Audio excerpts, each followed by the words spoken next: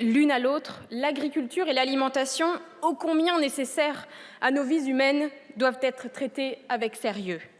En 50 ans, le nombre d'agriculteurs a été divisé par 4. En 20 ans, les fermes ont vu leur surface s'étendre, passer en moyenne de 40 hectares à 70 hectares. Dans moins de 10 ans, un agriculteur sur 2 partira à la retraite. Nous devons traiter ce projet de loi avec courage. Le courage est une qualité que mes parents m'ont apprise, c'est une vertu que l'on retrouve dans les familles paysannes, qu'on nous enseigne au lycée agricole. Alors soyons courageux et courageuses face aux défis que rencontre notre agriculture.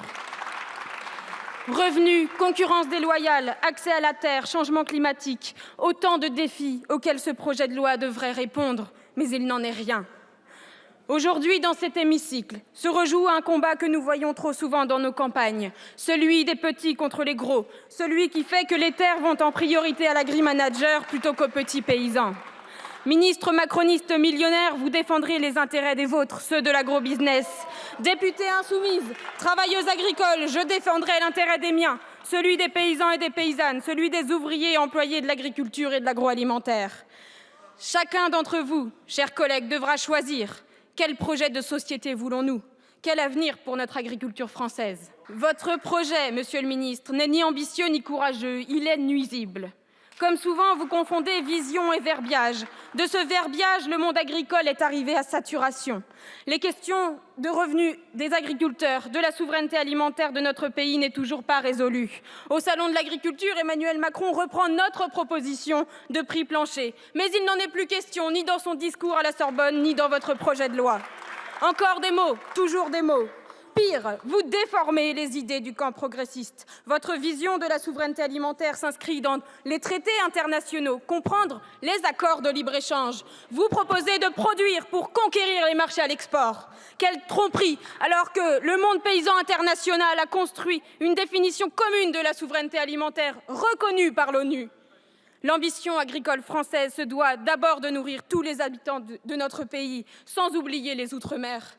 Et nous le disons, il y a trop de gens qui ne mangent pas à leur faim dans la 7e puissance mondiale. Notre ambition, c'est la souveraineté alimentaire de tous les peuples. Ce projet de loi se donne comme ambition de renouveler les générations d'agriculteurs. Mais vous n'avez pas écouté toutes les questions que se posent les porteurs de projets. De combien s'endetter pour faire ce métier? Comment s'assurer que le foncier suive? Comment concilier vie de famille et activité agricole? Combien de temps pour obtenir une DJA? Rien dans ce texte ne répond aux questions essentielles à l'installation. Accès au capital, foncier, revenus, garantie d'une retraite digne pour les cédants. Vous persistez dans la même direction, qui mènera l'agriculture familiale à sa perte. Pendant ce temps-là, les organisations de développement agricole s'évertuent à accompagner les futurs agriculteurs. Avec le changement climatique, de plus en plus de candidats s'installent en agriculture biologique. Et vous n'avez même pas un mot pour eux dans ce projet de loi. Pas un mot, pas un sou, pas la moindre considération. Et pourtant, ce sont eux, l'avenir de notre agriculture et de notre alimentation. Et que dire de l'accès aux terres agricoles, principal frein à l'installation? Rien dans ce texte ne libérera des terres. Pire, la monétisation des terres agricoles a déjà commencé. Une ferme sur 10 est une société financiarisée. Avec votre proposition de groupement foncier agricole d'investissement, vous élargissez la brèche dans laquelle investisseurs privés, banques et assurances s'engouffrent pour accaparer les terres agricoles et en faire des objets financiers. Votre obsession à vouloir tout privatiser va tout monétiser, même le bien commun.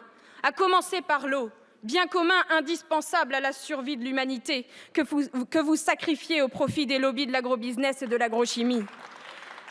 Personne n'est dupe.